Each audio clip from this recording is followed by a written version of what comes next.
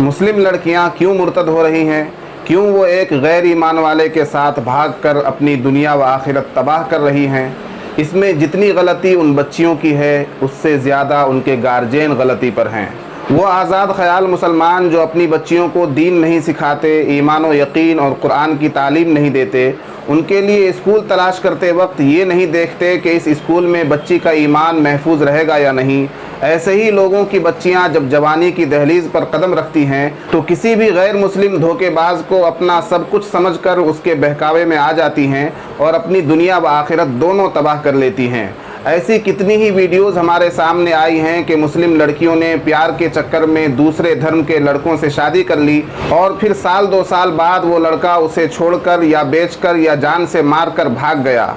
ऐ इस्लाम की शहजादियों, इज़्ज़त वाले अल्लाह के इज़्ज़त वाले दीन में ही तुम्हारी इज़्ज़त व आफ़ियत है। तुम कहाँ भटकी जा रही हो?